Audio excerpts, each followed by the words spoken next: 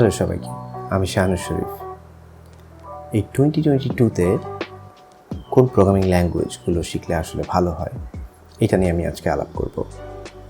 তো ফার্স্ট যে প্রোগ্রামিং ল্যাঙ্গুয়েজটা সবার শেখা উচিত সেটা হলো পাইথন। এবং পাইথন এমন একটা প্রোগ্রামিং ল্যাঙ্গুয়েজ যেটাতে আপনি অনেক কিছু করতে পারবেন। এবং 2020-তে পাইথন স্ট্যাক ওভারফ্লোতে সব প্রোগ্রামিং ল্যাঙ্গুয়েজকে বিট করে সবার টপে ছিল, এখনও টপে। তো পাইথন দিয়ে আপনি বিগ ডেটা নিয়ে কাজ করতে পারবেন, block chain, machine learning, IoT. Even আপনি যদি সফটওয়্যার ডেভেলপার বা ওয়েব ডেভেলপার হন, সেক্ষেত্রে আপনি পাইথন ব্যবহার করতে পারবেন।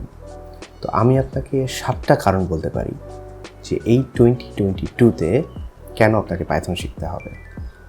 1 নম্বর কারণ হলো easy to learn and easy to use. আমার অফিসে আমার যে সিটিও ছিল সে বলতো যে পাইথন আসলে কোনো প্রোগ্রামিং ল্যাঙ্গুয়েজ না, এটা আসলে একটু কবিতা বা একটু গদ্যের মতো একটা জিনিস যে আপনি লাইন বাই লাইন লিখে যাচ্ছেন এবং এটা কাজ করছে। সেকেন্ড হলো ম্যাচিউরিটি অ্যান্ড সাপোর্টিভ কমিউনিটি।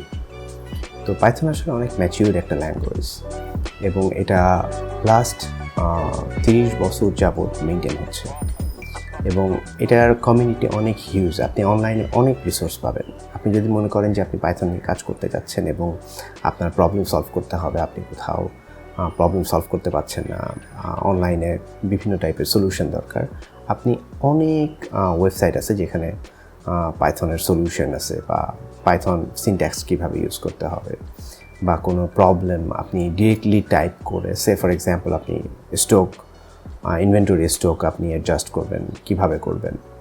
তো এরকম অনেক টাইপের সলিউশন আছে প্রোগ্রামিং থেকে শুরু করে, প্রোগ্রামিং স্ট্রাকচার থেকে শুরু করে কোডিং ইমপ্লিমেন্টেশন, সব কিছু রিসোর্স আপনি অনলাইনে পাবেন। নাম্বার 3 হলো sponsored corporate support. That means যারা আসলে পাইথনের কোড ডেভেলপার তারা আসলে স্পন্সার্ড এবং sponsored by many big companies like Facebook, Google, Amazon, Oracle এবং আরও অনেক বড় বড় কর্পোরেট কোম্পানিজ আছে যারা পাইথনকে স্পন্সার করে থাকে। ইভেন CIA বা নাসা, এই টাইপের বড় বড় যারা জায়ান্ট অর্গানাইজেশন, তারা কিন্তু পাইথনকে পে করে বা পাইথন কমিউনিটিকে পে করে যেন পাইথনটা রেগুলার বেসিস আপডেট হয় বা মেনটেন হয়। নাম্বার 4 যেটা, সেটা হলো লাইব্রেরিজ। পাইথনের কিন্তু হিউজ লাইব্রেরি আছে এবং আপনি যে কোনো প্রবলেম যখন সলভ করবেন তখন আপনি লাইব্রেরি দিয়েই করে ফেলতে পারবেন। জাস্ট আপনাকে ইনস্টল করতে হবে, লাইব্রেরিজের মেথডগুলো ইউজ করতে হবে, দেন ডেটা আপনি পেয়ে যাবেন আপনি যেটা চাচ্ছেন। আপনাকে টু দ্য পয়েন্ট বা লাইন কোড করে ওটা মেলাতে হবে না, জাস্ট মেথডটা ইউজ করলেই হবে স্পেসিফিক লাইব্রেরিজে। তো পাইথন অনেক পপুলার লাইব্রেরিজের ভিতরে নামপাই আছে, সাইপাই আছে। আপনি যদি জ্যাঙ্গো ইউজ করেন দেন বিউটিফুল সোপ ইউজ করবেন। জ্যাঙ্গো, আপনি যদি ওয়েব ডেভেলপমেন্ট করতে চান দেন লাইব্রেরি পুরো একটা ফ্রেমওয়ার্ক, আপনি জ্যাঙ্গো দিয়ে পুরো ওয়েব ডেভেলপমেন্ট করতে পারবেন। নাম্বার 5 হলো ভার্সেটিলিটি, রিলায়েবিলিটি, এফিসিয়েন্সি এবং স্পিড। পাইথন খুবই ফাস্ট। আমি প্রথমেই বলেছি যে আপনি আসলে পাইথন দিয়ে অনেক কিছুই করতে পারবেন।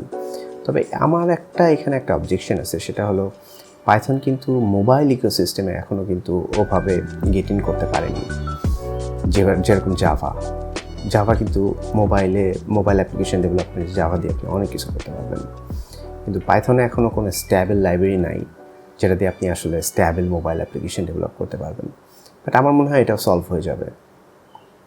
নাম্বার 6 হলো বিগ ডেটা, মেশিন লার্নিং এবং ক্লাউড কম্পিউটিং। আপনি এই 2022-তে সবথেকে হাই এবং ডিমান্ডিং যে জবগুলো সেগুলো কিন্তু বিগ ডেটা বা মেশিন লার্নিং বা ক্লাউড কম্পিউটিং, এবং এই জিনিসগুলোতে আপনি পাইথন খুব সহজেই ব্যবহার করতে পারবেন। আর নাম্বার 7 যেটা, সেটা হলো অটোমেশন। পাইথন দিয়ে আপনি হিউজ লেভেলের অটোমেশন করতে পারবেন। ইভেন আপনি পাইথন দিয়ে রোবোটিক্সের কাজও করতে পারবেন। তো অনেক সময় দেখা যায় যে আমরা যারা ওয়েব ডেভেলপমেন্ট বা সফটওয়্যার ডেভেলপমেন্ট করি, তো টেস্টিংয়ের কিছু বিষয় থাকে এবং টেস্টিং আসলে যখন অনেক বড় হয়ে যায় একটা সফটওয়্যার, তখন আসলে প্রথম থেকে শেষ পর্যন্ত টেস্ট করাটা সম্ভব না। এটা অনেক টাইম কনজিউমিং একটা এফোর্ট। তো এইসব ক্ষেত্রে আমরা পাইথন দিয়ে আমরা অটোমেশন করি, টেস্টিং পুরো A to Z আমরা জাস্ট 1 মিনিটের মধ্যে অটোমেশন করে ফেলি। এবং পাইথন দিয়ে আপনি আরও অনেক কিছু বা অনেক কাজ আপনি অটোমেট করতে পারবেন, লাইক অটোমেট ইমেল সেন্ডিং, তারপর বাগ টেস্টিং, অনেক কিছু। সেকেন্ড যে ল্যাঙ্গুয়েজটা শেখা উচিত সেটা হলো জাভাস্ক্রিপ্ট। এবং 2022-তে জাভাস্ক্রিপ্ট কিন্তু অসাধারণ একটা ল্যাঙ্গুয়েজ, এবং এটা ডেভেলপ করতে করতে অনেক লাইব্রেরিজ, অনেক প্যাটার্ন বের হয়ে গেছে এখন। তো জাভাস্ক্রিপ্ট দিয়ে শুধুমাত্র আপনি ওয়েব ডেভেলপমেন্ট বা ওয়েব ডিজাইনের কাজগুলো করতে পারবেন। জাভাস্ক্রিপ্ট আমি মূলত সবাইকে প্রিফার করি যেন সবাই একটু বেসিক জাভাস্ক্রিপ্ট শিখে রাখে। তো আমরা যেই জাভাস্ক্রিপ্টে কোড করি এটার কিন্তু একটা নাম আছে, এটার নাম হলো ভ্যানিলা জাভাস্ক্রিপ্ট। আর আমরা যখন কোড করি তখন প্যাটার্ন বেস জাভাস্ক্রিপ্ট ব্যবহার করে, একটা হলো ECMAScript 6 অথবা টাইপস্ক্রিপ্ট, এবং অনেক টাইপের প্যাটার্ন আছে জাভাস্ক্রিপ্টে। তো কিছু প্যাটার্নের নাম বলি, যেমন constructor, module, revealing, skeleton, observer, mediator, prototype, facade, factory, mixing, decorator, flyweight, আরও অনেক টাইপের প্যাটার্ন আছে। তো এই প্যাটার্নগুলো সাধারণত আমরা ES6 যেটাকে আমরা বলি ECMAScript 6 অথবা টাইপস্ক্রিপ্টে ব্যবহার করে থাকি। এবং আমরা সাধারণত এই টাইপস্ক্রিপ্ট বা ECMAScript 6 কম্পাইল করার জন্য ব্যাবেল বা ওয়েবপ্যাক ইউজ করে থাকি।